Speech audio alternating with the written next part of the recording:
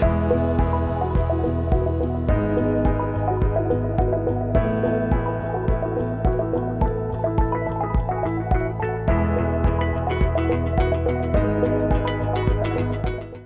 la série d'émissions sur la médecine du travail pour parler de la santé au travail que nous avons entamée, il sera question aujourd'hui dans ce numéro de la surveillance médicale des travailleurs. De quoi s'agit-il concrètement?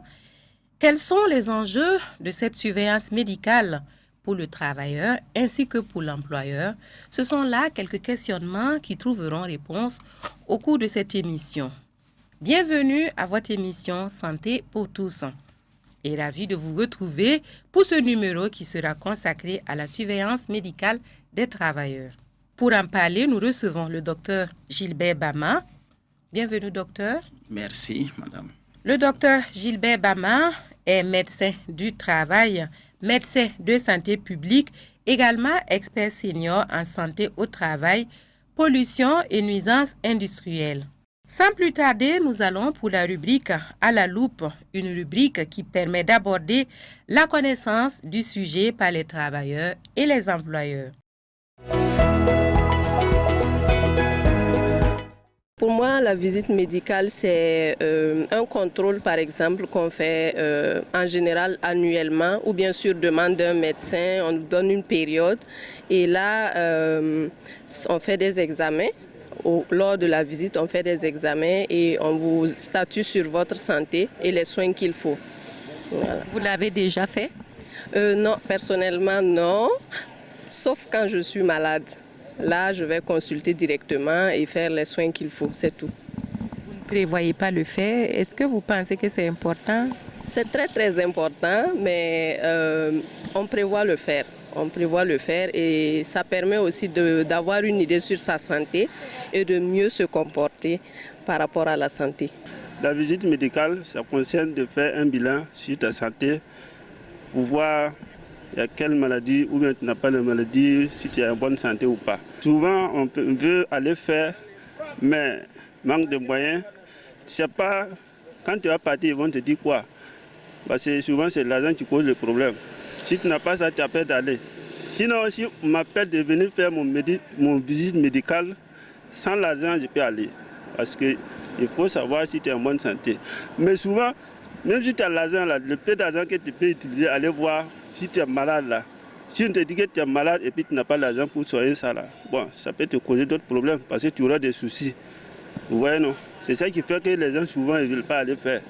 La visite médicale, c'est le fait de se faire, comme on dit, ausculter, si on veut, par des médecins, voilà, de sorte à savoir l'état de santé, notre état de santé en fait. À vrai dire, c'est des choses que nous ne faisons pas dans la pratique, ce n'est pas des choses, voilà, nous avons l'habitude de faire. Mais lorsqu'on décide d'aller voir un médecin, c'est lorsque peut-être on ne se sent pas. Voilà, généralement c'est ça. Sinon, dit qu'on est allé, on se lève comme cela, on se sent bien et puis on part voir un médecin, c'est... Non, c'est vraiment rare. C'est une visite qui permet de savoir si on est en bonne santé, je me dis. Voilà. Lors de la visite médicale, s'il y a des trucs qui ne vont pas bien dans le corps, ça va ressortir. Oui, j'ai déjà eu à faire la visite médicale. Tout d'abord, pour faire le permis, on a exigé à ce que je fasse la visite médicale. Bon, voici, je me rappelle que j'ai fait la visite médicale, mais c'était par ordonnance en fait. Et pour traiter du thème du jour, nous allons pour la rubrique consacrée à l'entretien de cette émission. Docteur, qu'est-ce qu'il faut entendre par surveillance médicale des travailleurs? On parle de surveillance médicale, c'est l'ensemble des activités en fait qui regroupent tout ce qui rentre dans le suivi du travailleur. Ça veut dire que non seulement sa condition personnelle et aussi l'environnement de travail.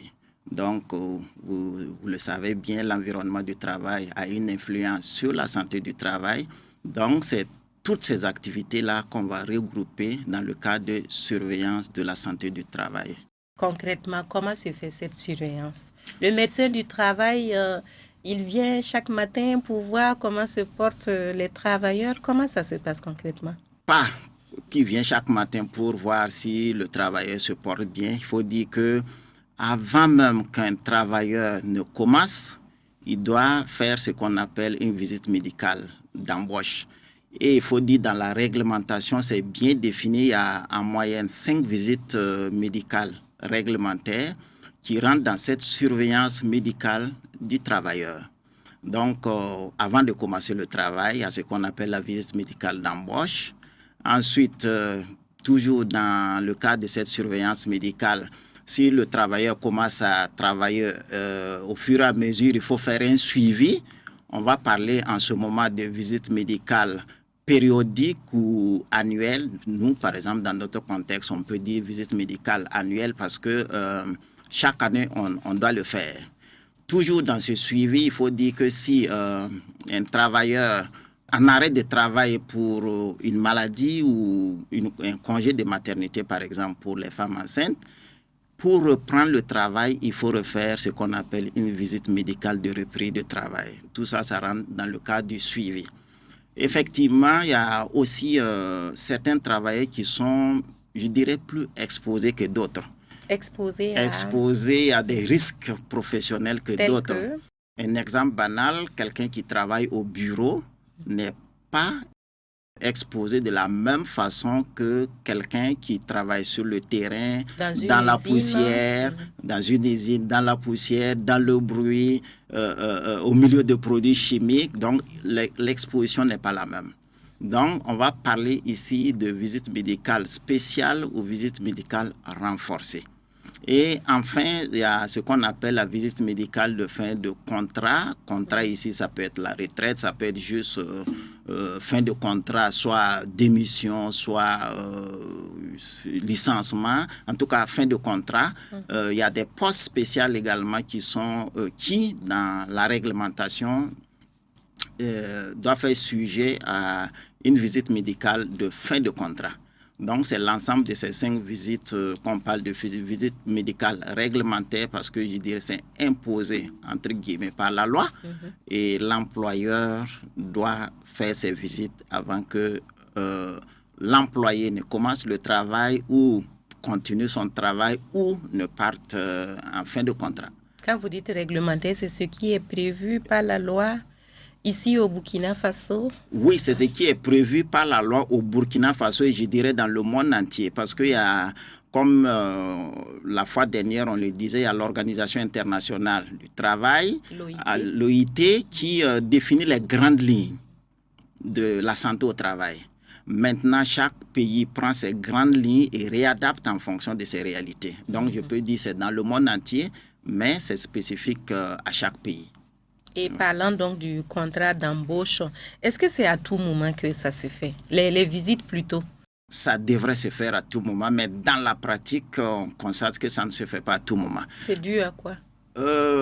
Dû à quoi? Peut-être à une méconnaissance des textes ou bien simplement une violation des textes.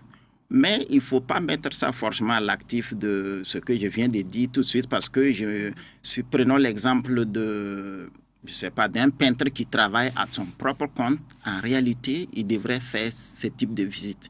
Il ne devrait pas attendre que... Là, ce n'est pas lié à l'embauche. Là, ce n'est pas lié à l'embauche. Le travail est... Oui, puisque lui-même, en fait, il est son propre patron. Oui, propre employeur. Son propre employeur, son propre emploi.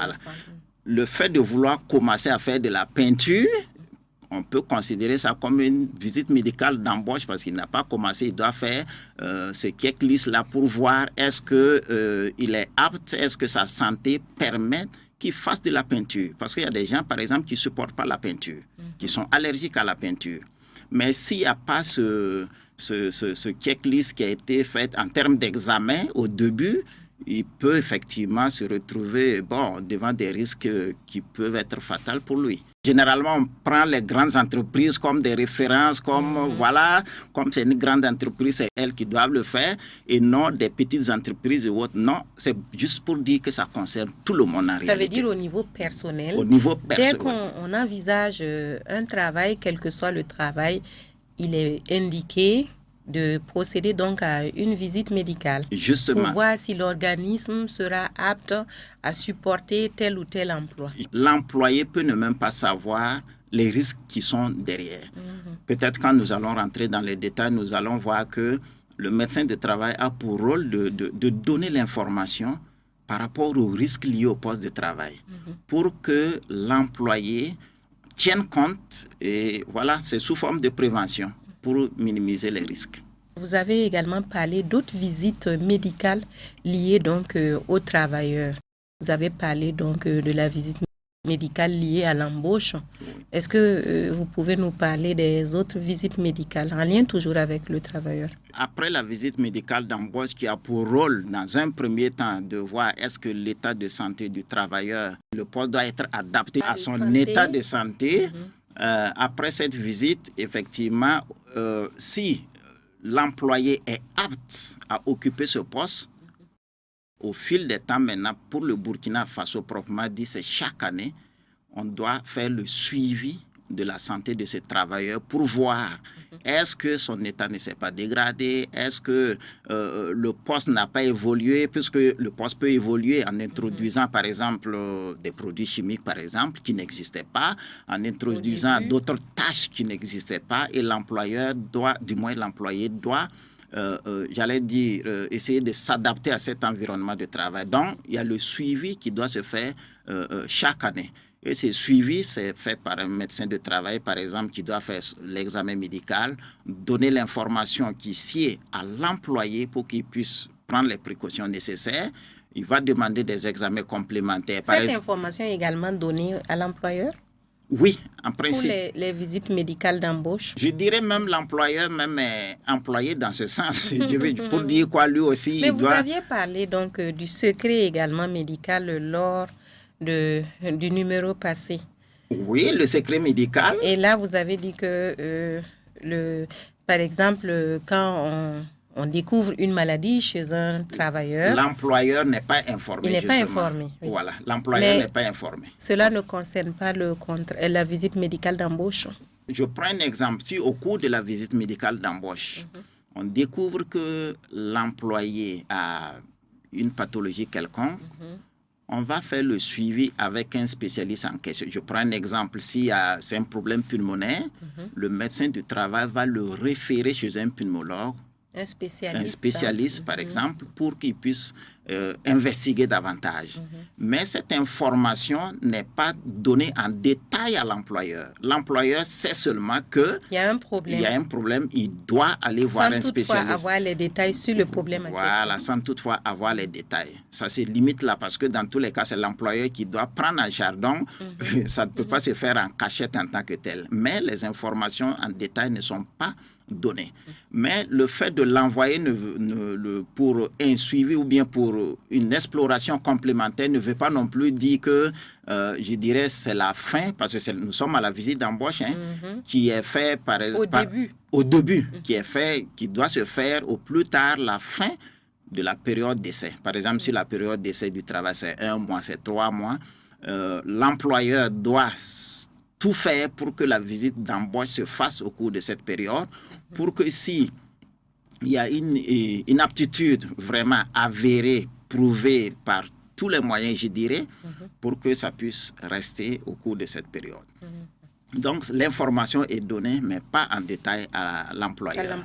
À part la visite médicale d'embauche, il y a encore quelle visite? Justement, la visite médicale annuelle, je dirais annuelle parce que nous sommes au Burkina Faso. Ailleurs, ça peut être tous les 2 ans ou même plus. Donc, comme je le disais, chaque pays adapte en fonction de ses réalités. Et pour le cas du Burkina Faso, c'est tous les ans? C'est chaque année, c'est pourquoi on parle de visite médicale annuelle. Mais son nom générique, c'est périodique parce qu'on peut l'adapter. Et cette visite médicale, comme je le disais tantôt, c'est pour le suivi, pour voir est-ce que l'employé est toujours apte, est-ce qu'il n'y a pas eu d'introduction d'autres procédés, etc. Donc, et c'est le même processus, il est examiné, des examens complémentaires sont demandés. S'il y a une indication, on le réfère vers un spécialiste donné pour des examens complémentaires. Et à l'issue de ça... C'est toujours les mêmes examens à l'embauche que... Pas les mêmes examens, c'est presque... Mais dans l'embauche, on ratisse large. Et à la visite médicale périodique, on peut réduire. Je prends un exemple, un comptable qui vient pour travailler, on peut être amené à demander, par exemple, un examen des oreilles, un audiogramme, dès la visite d'embauche pour voir, en tout cas, pour Pourquoi établir. spécialement les oreilles? Il faut qu'il entende bien. Oui, il faut qu'il entende bien. En tout cas, il faut qu'on voit juste quelque chose Peut-être même les basique. yeux également. Oui, les yeux, par exemple. Il est appelé à manipuler les chiffres. Voilà, effectivement, les yeux. Maintenant, avec le temps, l'année qui va suivre, sauf s'il y a un problème particulier, sinon on ne va plus le demander. Par rapport à quelqu'un, par exemple, qui est soumis à un bruit, quel exemple on peut prendre? Ceux qui travaillent, par exemple, soit un fourreur ou bien une centrale, par exemple. Oui. Il y a du bruit. Par exemple, lui, on est obligé chaque année à mettre l'accent sur l'examen des oreilles, par exemple, parce que lui, il est vraiment exposé. Ne sont pas affectés. Voilà, s'ils ne sont pas affectés. Donc, c'est pour dire que, oui, la visite d'embauche, on a beaucoup plus d'examens, mais c'est réadapté en fonction des résultats antérieurs les autres années. Et c'est laissé également à l'appréciation du médecin du travail qui, pendant l'examen, proprement dit, il peut être amené à demander un examen ou non, en fonction de ce qu'il trouve chez l'employé au cours de l'examen. Mais docteur, revenons aux examens. Quels sont les examens qui sont prescrits spécifiquement quand on parle par exemple de la visite médicale d'embauche? Qu'est-ce que le médecin va chercher chez le travailleur? Qu'est-ce qu'il va chercher? C'est, dans un premier temps, c'est pour voir... des examens de sang. Comme je l'ai dit, on ratisse large. Ça peut être des examens de sang, des examens de sang, des examens de poumons, par exemple, examens des yeux, examens des oreilles. Oui. On ratisse large. Maintenant, mais c'est adapté au poste de travail, en fait. Ça veut dire que dans une entreprise de 50 personnes, j'allais dire, on peut être amené à avoir, 50 listes différentes d'examens complémentaires. Parce que c'est vraiment adapté au poste. Ok, le poste de travail. Oui, c'est adapté au poste de travail. Également, d'autres visites médicales? Justement, il y a également la visite médicale de reprise. C'est une visite médicale qui est faite pour les femmes enceintes, par exemple. Après le congé de maternité. Après le congé de maternité, si elle revient, elle doit faire ce qu'on appelle une visite médicale de reprise pour voir est-ce que son corps... Même si elle avait fait déjà la visite annuelle. Même si elle avait déjà fait, c'est pour voir est-ce qu'avec l'accouchement, je prends un exemple, si l'accouchement a été fait par césarienne, or c'est une femme qui travaille dans un poste de travail où elle fait de la manutention, par exemple. Beaucoup d'efforts physiques. Beaucoup d'efforts physiques. Donc, ça veut dire qu'il faut réadapter en fonction de ce qui s'est passé. Peut-être au début, quand elle va reprendre, elle ne sera pas au poste qu'elle occupait avant. Justement. Elle peut ne pas être au poste. Ou bien, par exemple, elle reprend, elle allait. Or, son poste antérieur, ou bien son poste d'origine, c'est un poste où il y a des produits chimiques. Or, on sait que les produits chimiques passent par le lait maternel. Même si ce n'est pas à cause d'elle, à cause de son enfant, on va la changer de poste. Sur une période donnée, après l'allaitement, par exemple, elle peut reprendre tranquillement son poste de travail. Donc, c'est une visite médicale de reprise. Ou bien, tout travailleur qui aura un arrêt de travail de 7 jours pour une maladie liée au travail, ou bien 21 jours pour une maladie qui n'est pas liée au travail. Je prends un exemple, quelqu'un qui a eu un accident de travail, c'est lié au travail. Quand il va s'absenter, s'il revient, il doit faire ce qu'on appelle la visite médicale de reprise pour s'assurer que sa condition lui permet de reprendre. Il est apte à reprendre son poste de travail. Mais quand le travailleur va en congé, est-ce que c'est nécessaire? Non, le congé ne fait pas partie. S'il est allé en congé annuel, ça veut dire qu'il n'était pas malade, rien du tout. En partant en congé, non, ça, c'est pas inclus. Voilà. Donc, c'est 3 semaines pour une maladie quelconque non liée au travail, 1 semaine pour une maladie qui est liée au travail, ou bien une femme, par exemple, pour une reprise après congé de maternité. Et toutes ces visites médicales que vous abordez, c'est à la charge de l'employeur, de l'employé, c'est à la charge de qui?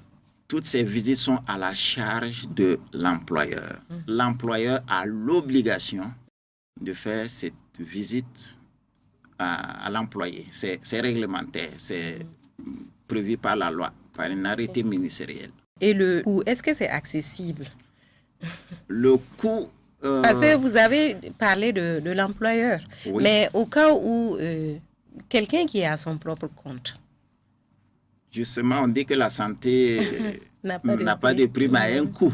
Oui. Par exemple, un mécanicien qui est sur le goudron, s'il devrait le faire à ses propres comptes, oui. On peut dire, c'est relatif, hein?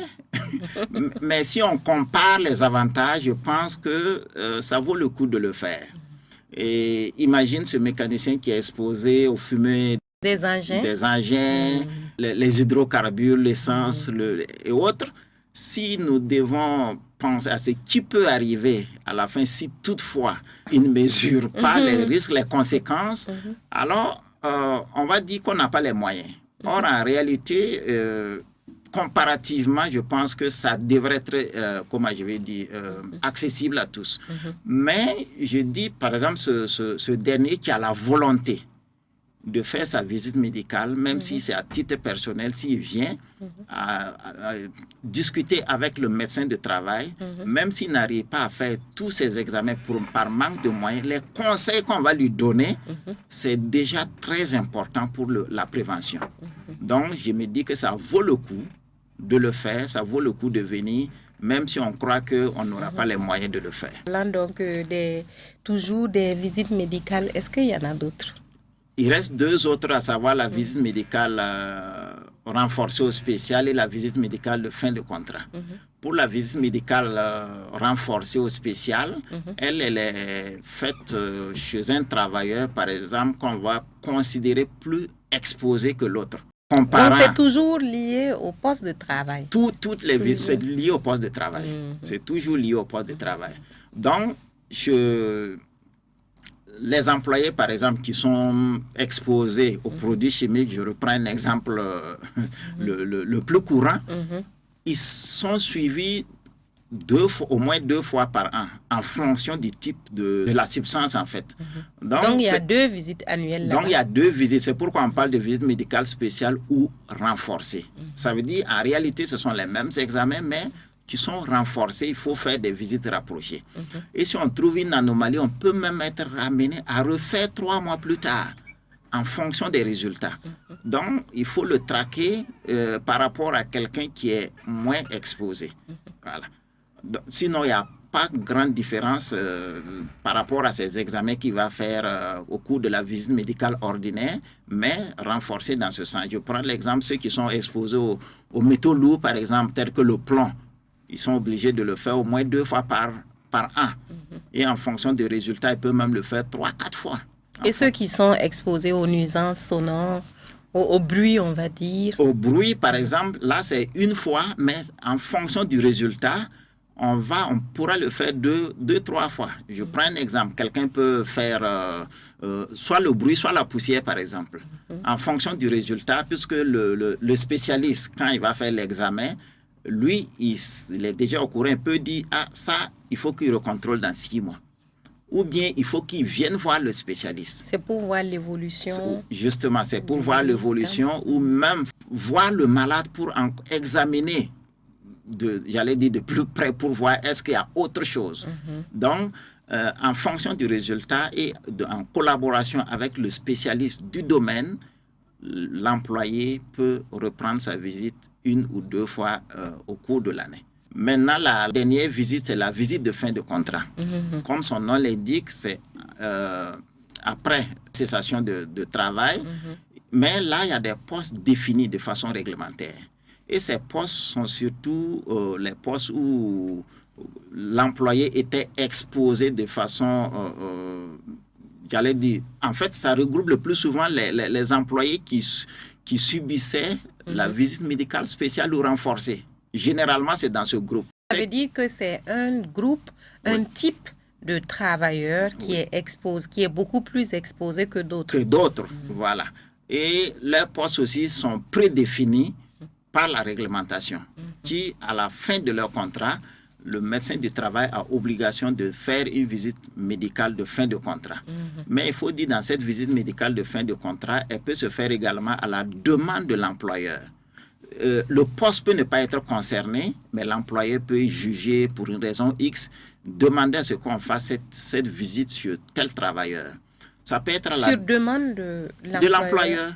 Oui, sur la demande de l'employeur. Est-ce que ça peut être également sur la demande donc, du travailleur? Oui, sur la demande du travailleur ou sur la demande du médecin du travail. Ça, c'est après la visite annuelle peut-être? Oui. Ou bien, je veux dire, pendant la visite annuelle, le médecin du travail peut se rendre compte que tel travailleur a tel problème spécifique.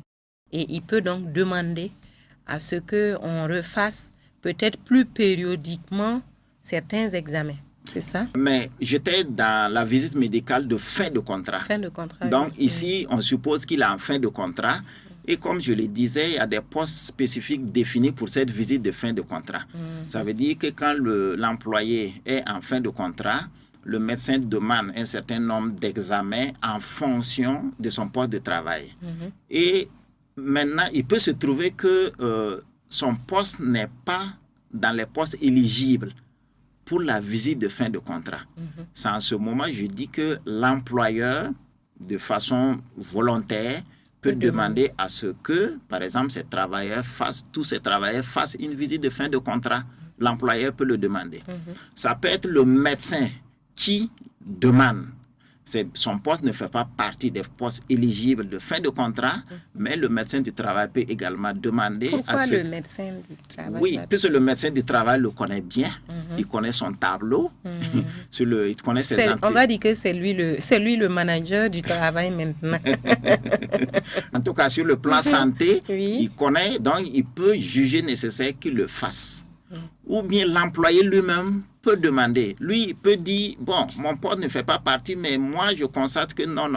Mon travail peut, c'est bien vrai, ça peut ne pas être la réalité, mais il peut supposer que lui, il était très exposé. Très exposé. À ce moment, il peut demander également. Peut-être même qu'il ressent les conséquences. Justement, donc lui aussi, il peut demander. Donc, ça veut dire les trois parties, que ce soit le médecin, l'employé lui-même ou l'employeur, le médecin du travail, ils peuvent tous demander si toutefois le poste n'était pas éligible pour la visite médicale de fin de contrat. Et toutes ces visites médicales, on va dire, est-ce que ce sont les mêmes que l'on soit dans le secteur public ou le secteur privé? Ce sont les mêmes. Comme depuis, on le dit, c'est toujours lié au poste de travail. Si le poste de travail est le même poste dans le public comme dans le privé, ça doit être la même chose. Et concrètement, lors des visites médicales, comment donc le médecin du travail intervient? Alors, la visite médicale du travail, il faut dire que c'est toute une organisation. Elle se programme au cours de l'année.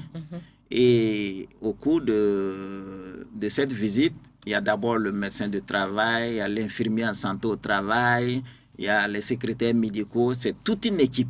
Toute une équipe. Dans un premier temps, il sera vu, on va prendre ses constantes ordinaires, la tension et autres, ça sera fait par l'infirmier. En fait, l'infirmier va l'introduire chez le médecin qui va l'examiner, qui va demander les examens complémentaires nécessaires en fonction de son poste de travail. Et l'employé va prendre ses bulletins d'examen et partir pour, s'il y a l'occasion que tout soit sur place, il va le faire, examen de sang par exemple, s'il y a examen des yeux si on a demandé, examen pour les poumons, une radio pulmonaire par exemple, il va faire tous ces examens et ramener chez le médecin de travail pour interprétation. Et quand le médecin de travail va interpréter s'il y a une anomalie quelconque, il peut le référer vers un spécialiste. Et le spécialiste, voilà, lui aussi, il va dire son mot et le renvoyer chez le médecin de travail. Et s'il y a des précautions particulières à prendre, son médecin va communiquer ça au médecin du travail qui, en fonction de son poste de travail, va essayer d'adapter le poste de travail en fonction de sa condition nouvelle. Voilà de façon résumée comment se passe la visite médicale du travail. Et parlant donc des visites médicales, on va dire la surveillance médicale, puisque les visites médicales sont incluses dans la surveillance médicale des travailleurs, donc de manière générale. Quels sont les enjeux donc de cette surveillance médicale du travailleur? Qu'est-ce que le travailleur gagne en faisant donc, en étant suivi. Et qu'est-ce que l'employeur également gagne?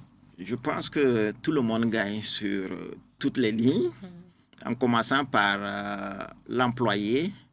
L'employé, lui, ça lui permet de savoir quel état de santé il a, et ça permet de prendre les précautions nécessaires pour préserver lui-même, en tout cas adopter des comportements pour préserver cet état de santé qu'il a. Et cet état de santé ne devrait pas être dégradé par le travail, parce que, comme on le dit, il est issu d'une famille, et quand il sort en bonne santé pour aller travailler, il doit rentrer en bonne santé. Donc, dès que cette condition est déjà remplie, je pense que c'est une satisfaction morale déjà pour l'employé. Pour l'employeur, ça va contribuer à augmenter, je dirais, sa production. Si l'employé n'est pas en forme pour travailler, ça va jouer sur le rendement. Oui, oui. Donc, c'est pour dire que oui, il le fait, il prend en charge, mais en contrepartie, il a un employé bien portant pour bien travailler et puis, bon, voilà, pour augmenter son rendement. Donc, c'est pour dire sur les deux plans, sur tous les plans, en tout cas des deux côtés, chacun gagne. Voilà. Maintenant, c'est les difficultés qui peuvent se poser suite à ça. C'est quand on est... L'accès.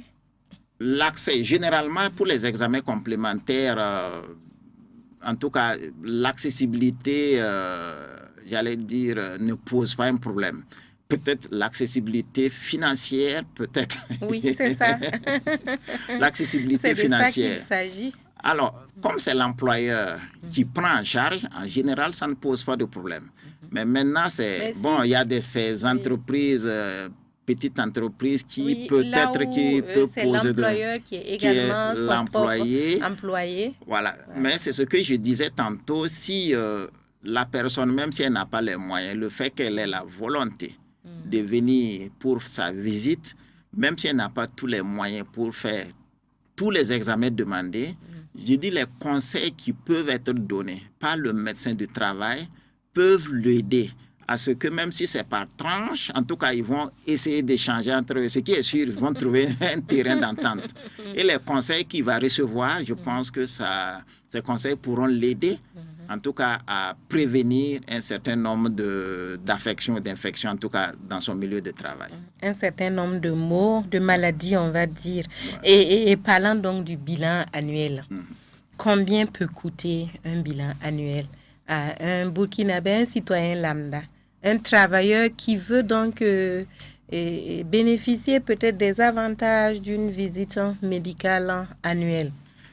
Bon, combien il va falloir qu'il débourse pour avoir accès donc ça sera peut-être hasardé de le dire ici parce que ça va dépendre de là où il va faire ses examens, parce que d'une structure sanitaire à une autre, on peut passer du simple au double en termes de coût.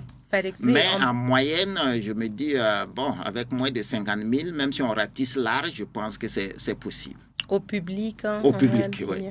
Et là, il a vraiment la chance qu'on ratisse large, ou bien c'est juste le minimum?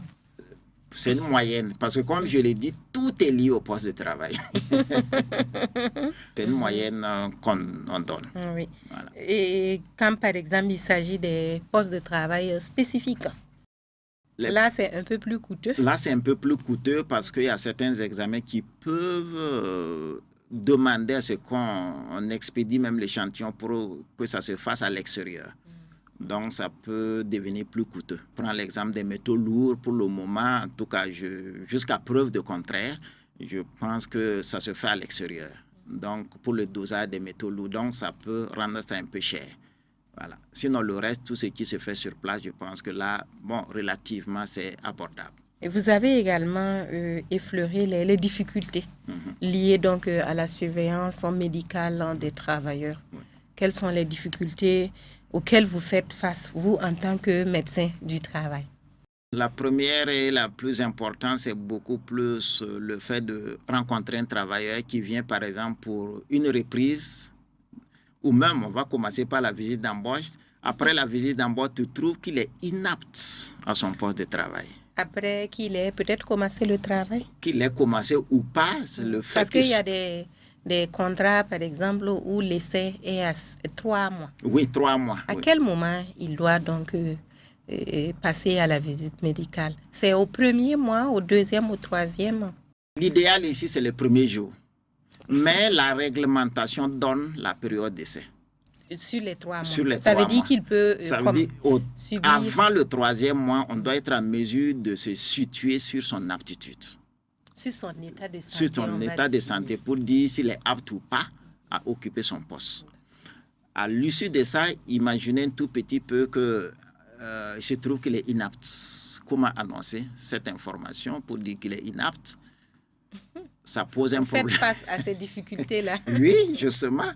Qu'il est inapte, comment le travailleur, il a commencé, il a travaillé 1 mois. Oui, il a travaillé un mois, mois, mais l'inaptitude, généralement, n'est pas liée forcément à ce, parce qu'il a commencé 1 mois, 2 mois, mais le plus souvent, c'était une condition personnelle, en fait, qu'il ne pouvait pas, en fait, qui l'empêchait de le... Même si on avait fait ça au 1er jour de son embauche, on aurait dû déceler la même chose.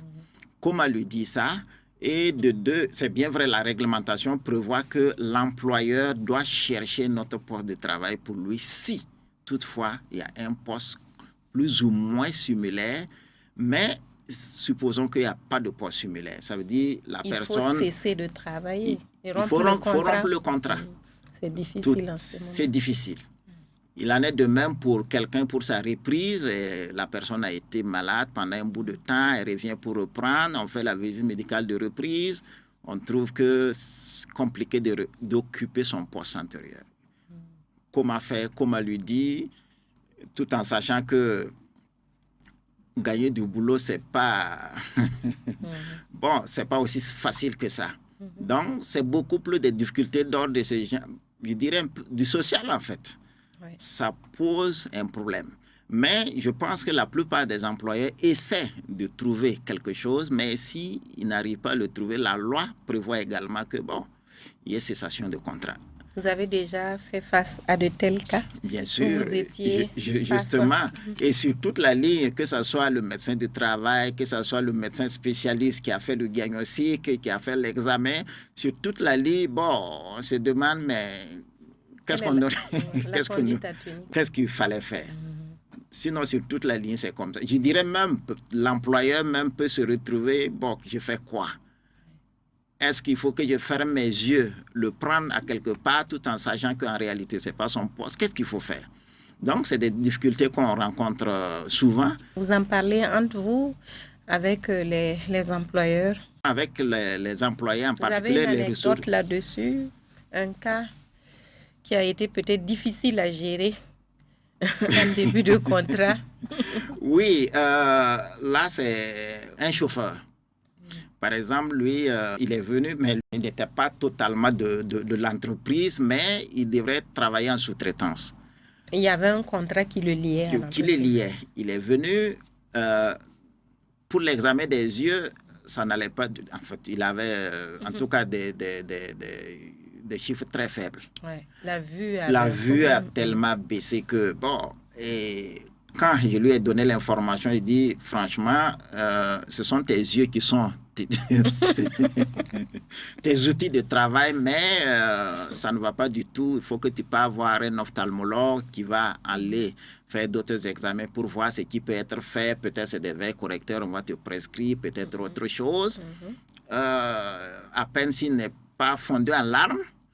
Et il a voulu se justifier et dire que lui, il a son permis, ça vaut 20 ans, mais il a toujours conduit jusqu'ici. Il conteste. Et justement, il part à Lomé, il revient, il n'a jamais fait d'accident. C'est toi aujourd'hui, tu vas venir dire que je ne vois pas bien. Je dis, bon, en attendant, c'est les chiffres qui parlent. Effectivement, ça ne va pas, mais il ne faut pas voir forcément. Mais est-ce que là, ce n'est pas lié même peut-être à son comportement? Je veux dire, s'il est amené à faire la route uniquement les nuits, avec les phares et tout, peut-être que c'est pendant ce temps que ses yeux ont subi, donc... C'est possible, mais bon, il faudrait dire également que certaines personnes d'un certain âge aussi, oui, qui pouvaient plus ou moins justifier ça. Et ce que je lui ai dit ce jour-là, j'ai dit, bon, si un aveugle est dans une maison, il se débrouille pour sortir sans toucher une table ni la porte. est-ce qu'arrivé sur la terrasse, il va dire que lui va bien? Il ne pourra que dire merci à Dieu parce que qu'il a secouru, il n'a pas touché, en tout cas, il n'a pas eu à rencontrer un obstacle. Mais il ne doit pas dire que c'est parce qu'il voit bien qu'il est sorti sans toucher quelque chose. Tout à fait. Donc, je dis c'est mieux d'aller voir. Et je dis c'est dans son propre intérêt d'abord.